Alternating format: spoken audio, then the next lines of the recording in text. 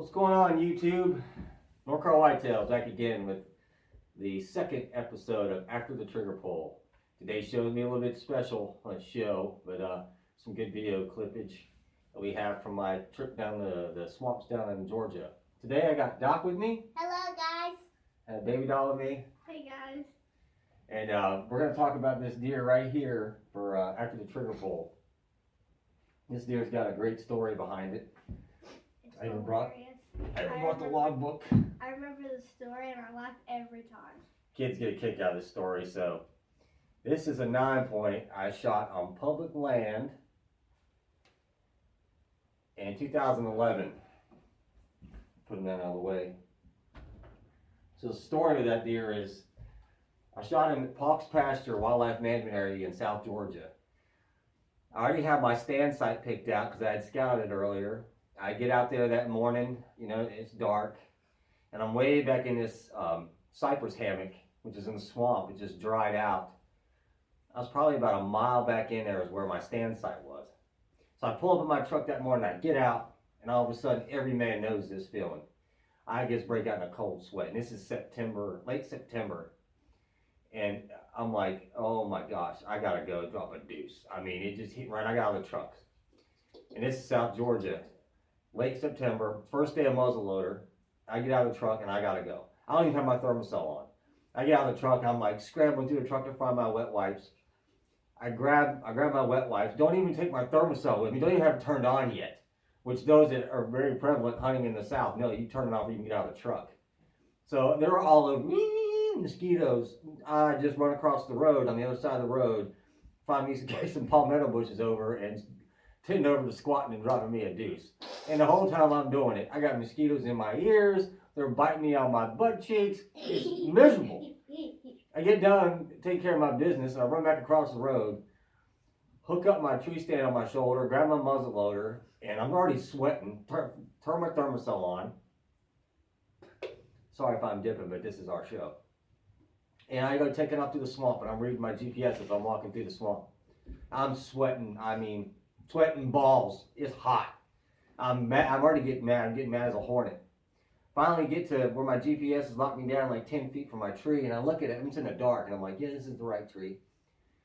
Take off the old summit tree stand, hook it up to this tree. It's a water oak, and I go to climb it in the dark. I literally made it up about 9 feet, and I smacked my head on a big limb, and I'm like, damn it, this ain't the right tree. And it's in the dark. I'm making all this racket. There's like 15 minutes to light. I'm like, screw it. I'm just going to stay here. So it can't get much worse, right? I'm sitting there. I got my thermosol on my platform on my stand. You all right, Doc? And as soon as I do that, I can still, there's no wind. The thermosol, some of y'all hunting thermosols know this too. It's coming up and hitting me right in the face, and it's giving me a headache. It's light out now. It's been daylight for like 5 minutes. And I'm just leaning forward, like trying to cool off, wiping the sweat off my face. And I'm like, this can't get any more miserable. I just need to pack up my stuff in the truck and head to the house. And I literally look to the right. This is the first few minutes of daylight. I look to my right. And here comes this joker, just trotting down the swamp, just coming right at me. And I couldn't believe it. I cocked back the muzzleloader. I already had a primer. I cocked back the muzzleloader, and he got within about, 30 yards of me. And I just pulverized him. He couldn't even, he was coming right at me. I wasn't waiting for him to turn. And I shot him right in the brisket, right in the chest, and he just folded up right there. I was so happy. I don't have a scope on my muzzle, but I've always prided myself shooting iron sights. Excuse me. And I just threw the muzzleloader out of the tree stand. And I was tickled to death. The worst hunt turned into one of the best hunts. I climbed down out of the tree stand, and I was about a mile back in the swamp. It took me about 2 hours to get him out. That's a big reason why I got him on the wall. There was a little bit of pride in that one, not just respect for the animal. But I brought out my logbook today, and this little girl sitting in this picture is this 11-year-old right here. There you can see when I got back from the swamp with him. And Aislinn is about 2 years old. I think I was like, I don't know, 4 maybe. No. I can remember No, myself. you were 2. No, You were almost 3. She was almost 3. I remember walking out with my jeans on, with barefooted, and I don't know. Yes. It's just, I hung that tree up. We lived in a nice neighborhood down there, in like a homeowners association neighborhood. And I hung that deer up in the front yard, and boy, we get some strange looks. People driving by, and I was out there caping it out. Never don't do that, son. All right, so the other part of this video, in this after the trigger pull, it was literally an after the trigger pull. When I went down to Georgia, hunted my butt off down there. I got on some hogs pretty quick, like every day. The weather was perfect. It was in the low 30s every day that I was down there. I was planning on staying till Friday, but I killed out on Tuesday. turn the light on. Yeah, we're losing some light off. Yeah, we'll turn it. It's the one on the left, honey. Excuse, that's why we get the set right. A little bit of glare now. You all right over there, Doc? I'm losing you with the glare, man. Why don't you, here, hop up for a second. Let me move you over to the front. Here's the glare. You sit on your school desk. So, I go down there and hung the old Baselin's 300 Blackout.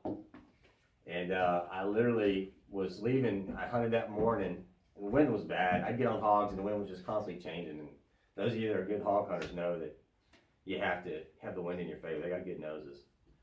But anyways, I'm at this place called Clayhole Swamp, and I hunted there last year, killed a big pig.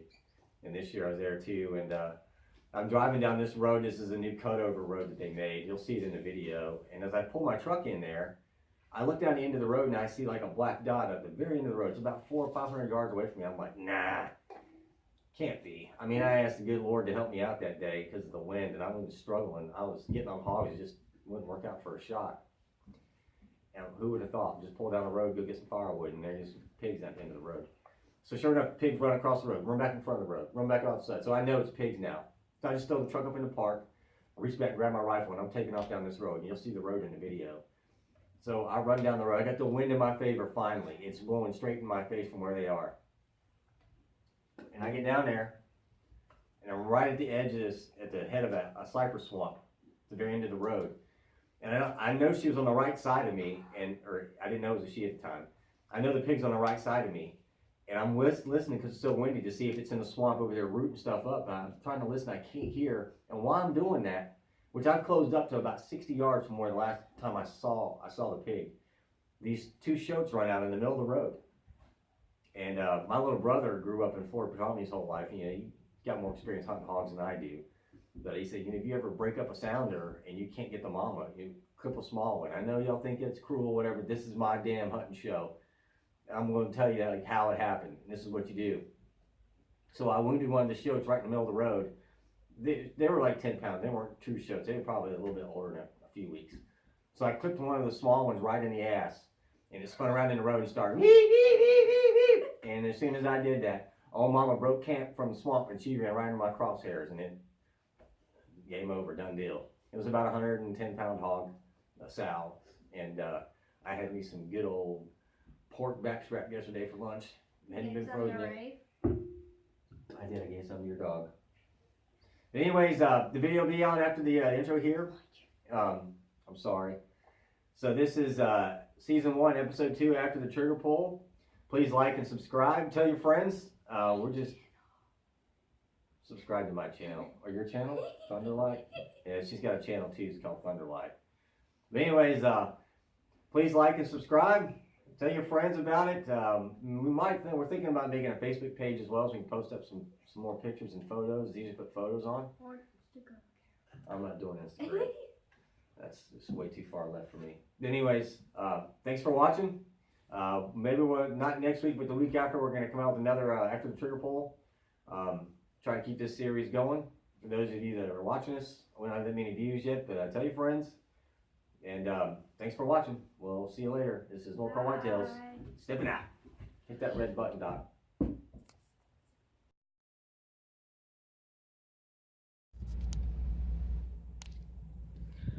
YouTube. This is North Carolina Whitetails. It's just turned into an after the trigger pull. I was coming down this road here to come get me some wood for camp.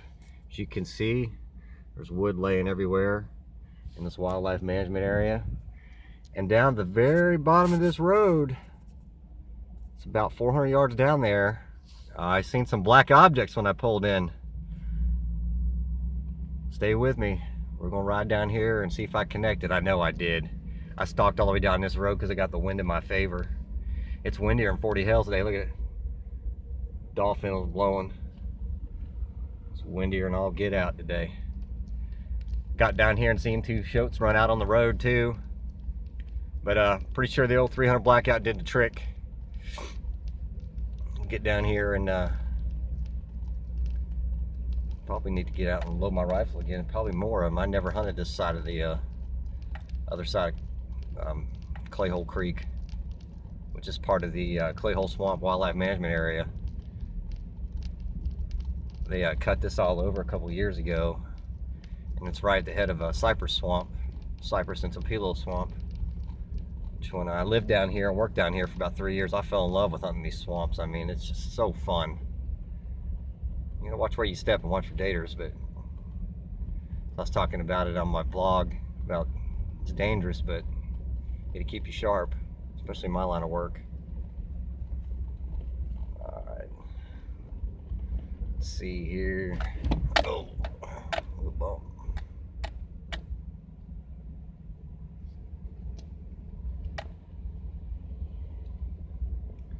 She was standing right over here in this corner.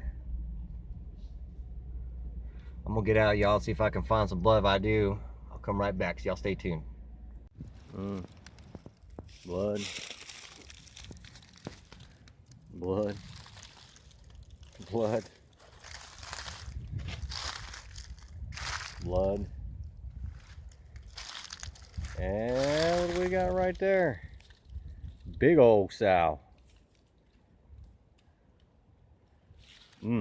After the trigger pull, somebody got their lungs popped.